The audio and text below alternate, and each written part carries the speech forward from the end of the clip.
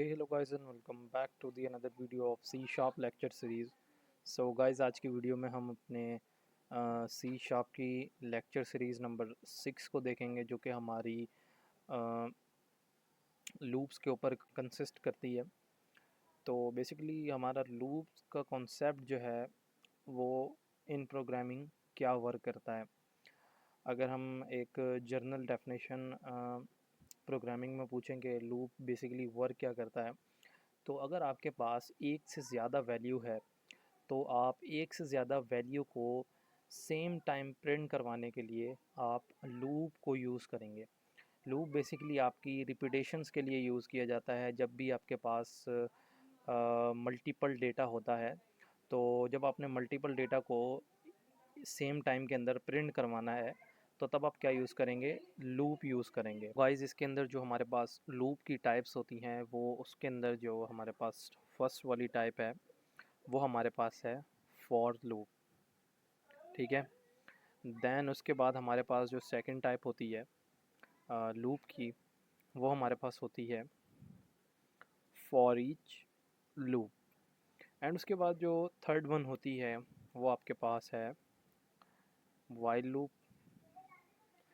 And उसके बाद जो फोर्थ वन है वो आपके पास होगी डू वाइल लूप।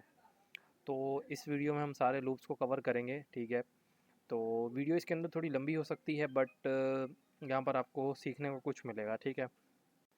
तो चलिए हम सबसे पहले लूप को देखते हैं, फर्स्ट वाले फॉर लूप को, कि हमारा फॉर लूप किस तरीके से वर्क करता है।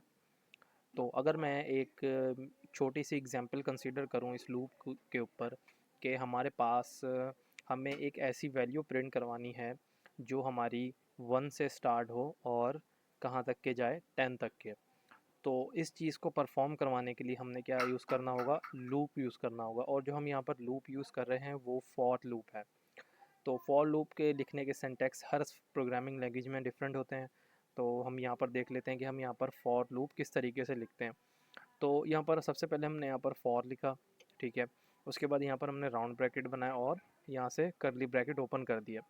तो बेसिकली जो ये आपके पास करली ब्रैकेट होते हैं, तो ये जो बेसिकली आपके करली ब्रैकेट होते हैं, यहाँ पर ये आपकी फॉर लूप की बॉडी होती है, राइट। तो इस बॉडी के अंदर आप अपने जो भी एग्जीक्यूशंस करवाना चाहते हैं कोड की, वो सारी चीज़ें आप इस बॉडी के अंदर करवा सकते हैं। तो अब यहाँ पर हम क्या करेंगे, हमारे पास यहाँ पर सबसे पहले लूप के अंदर ये बताना होता है हमने कि आपने स्टार्ट कहाँ से करना है। तो यहाँ पर से हम क्या करते हैं, एक वेरिएबल बना लेते हैं इंट a इक्वल्स टू 0। तो इसका क्या मतलब है कि हमारे पास फॉर लूप कहाँ से स्टार्ट होगा, 0 से, ठीक है।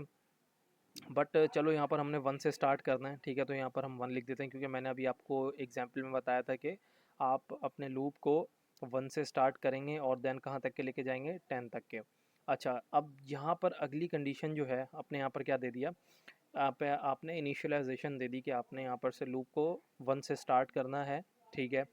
और लूप कहाँ तक के जाकर ब्रेक हो, वो कंडीशन भी आपने देनी होती है। कि मतलब यानी कि जो हमारे पास ए जो है वो क्या हो, लेस देन इक्वल्स टू 10। इसका क्या मतलब है, इसका ये मतलब है कि आपका जो नंबर ऑफ वेरिएबल ए है, ए के अंदर अभी फर्स्ट के अंदर तो 1 स्टोर है, राइट। बट यहाँ पर हमारे पास जो एंडिंग पॉइंट हमने दिया है वो कहाँ तक के चलना है, लेस देन इक्वल्स टू 10, मतलब 10 से छोटा और 10 के बराबर। तो एटलीस्ट ये 10 के बराबर चलेगा। मतलब यानी कि जैसे ये 10 पे आएगा, 10 के बाद ये 11 नहीं होगा, ये क्या हो जाएगा, टर्मिनेट हो जाएगा। अच्छा, अब यहाँ पर टर्मिनेट होने के बाद अब आपने उसको ये बोलना है कि हर रॉ में कितना इंक्रीमेंट होगा। मतलब यानी कि एक रॉ चली, उसके बाद एक के बाद आपने 2 का इंक्रीमेंट करवाना है या 1 का इंक्रीमेंट करवाना है। तो हम यहाँ पर क्या करेंगे, प्लस प्लस सिंपली लगा देंगे।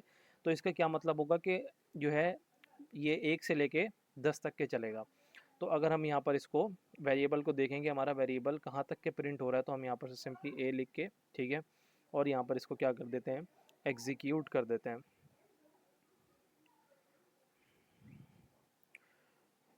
सो लेट्स सी, देखते हैं कि यहाँ पर आपके पास क्या प्रिंट होता है।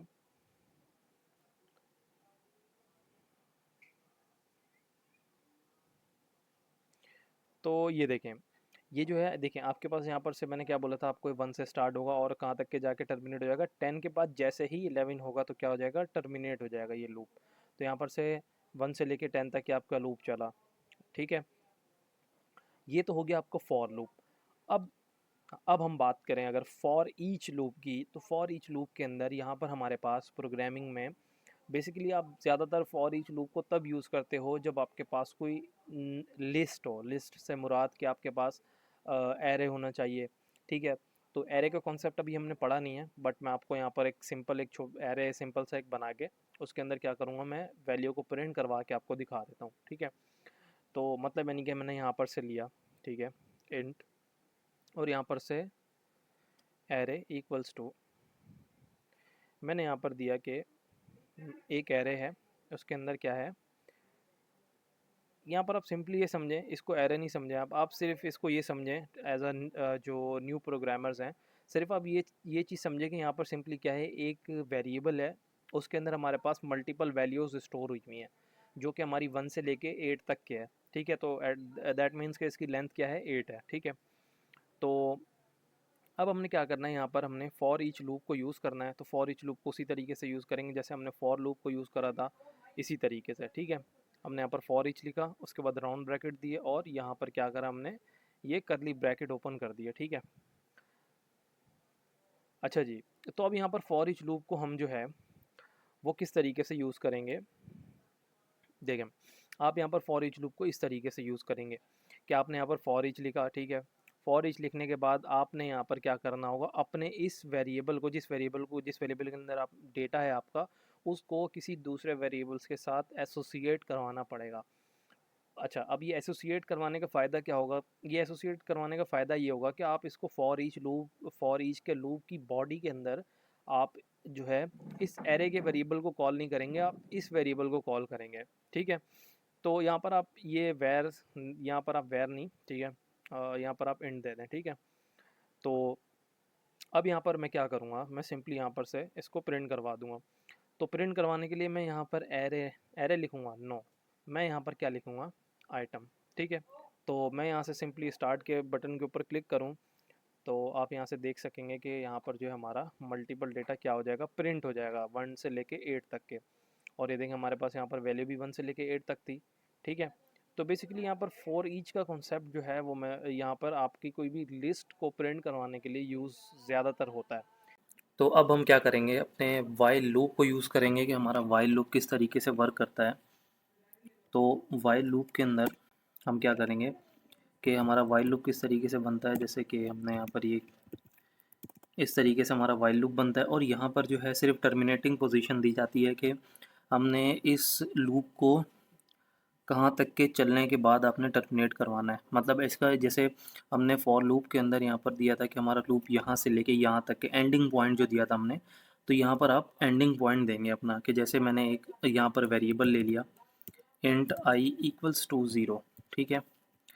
अब ये लूप चलेगा, इसमें क्या होगा, ये लूप चलेगा, बट यहाँ पर किस तरीके से होगा, एंडिंग पॉइंट आपने देना है कि भाई मैंने आई लेस देन इक्वल्स टू 10। इसका क्या मतलब है कि मैंने वाइल लूप जब तक के लेस देन 10 ना हो जाए तब तक के लूप चलता रहेगा, ठीक है। अच्छा जी, अब यहाँ पर मैंने अगर उसको प्रिंट करवाऊँ, तो मैं यहाँ से इसको 1 कर देता हूँ, 1 से लेके 10 तक के, ठीक है। तो यहाँ पर क्या है, उसको आई को हम प्रिंट करवाएं और उसके बाद आई को इंक्रीमेंट करवाएं इस तरीके से।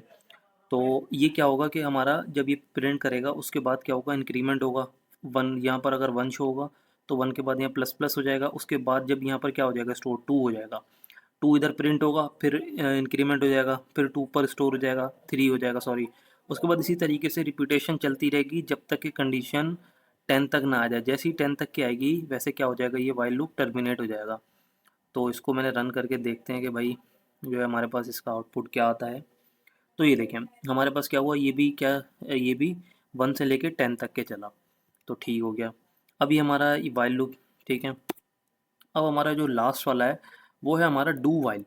अच्छा, अब डू वाइल भी वाइल की तरह ही है, बट डू वाइल के अंदर एक जो है थोड़ा सा डिफरेंस है, और वो ये डिफरेंस है कि मैं आपको बता देता हूँ।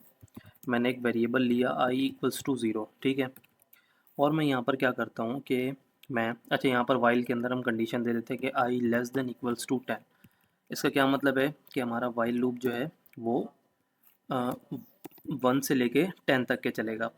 बट यहाँ पर एक कंडीशन है यहाँ पर वाइल डू वाइल जो है वो क्या करता है कि आपके एटलीस्ट अगर आपकी कंडीशन में कोई एरर भी होगा ना तो एटलीस्ट वो एक दफ़ा चलेगा, देन आपके पास एरर देगा। मैंने यहाँ पर जैसे लिख दिया 11, ठीक है, और मैं यहाँ पर से CW प्रिंट करवाता हूँ, और CW प्रिंट करवाने के बाद मैं यहाँ पर से अगर जैसे आई प्रिंट करवा दूँ और मैं इसको एग्जीक्यूट करूँ तो देखते हैं कि क्या होता है।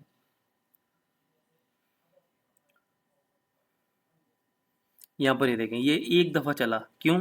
क्योंकि यहाँ पर आपकी कंडीशन मैच नहीं कर रही थी, दैट्स वाई ये वाइल लूप जो है वो नहीं चला। तो ये क्या हुआ, सिर्फ डू एक दफ़ा चला और क्या हो गया, टर्मिनेट हो गया। क्योंकि आप यहाँ पर कंडीशन चेक करें कि यहाँ पर उसने बोला है कि लेस देन इक्वल्स टू 10। इसका क्या मतलब है कि आपके पास एटलीस्ट जो है आपकी आई की वैल्यू जो है 10 होनी चाहिए तभी टर्मिनेट होगा, बट यहाँ पर 11 आ गई। 11 जब आई तो यहाँ पर डू वाइल के लूप ने क्या करा कि एक दफ़ा एग्जीक्यूट होने के बाद में क्या हो गया, टर्मिनेट हो गया। तो ये यूज़ है आपका डू वाइल लूप का। तो गाइज़ इसी तरीके से ये चारों लूप के कॉन्सेप्ट जो हैं वर्क करते हैं, जो मैंने आपको वीडियो में बताया। तो उम्मीद करता हूँ आप लोगों को वीडियो पसंद आई होगी। पसंद आने की सूरत में लाइक शेयर एंड सब्सक्राइब। इंशाल्लाह मिलते हैं नेक्स्ट वीडियो में।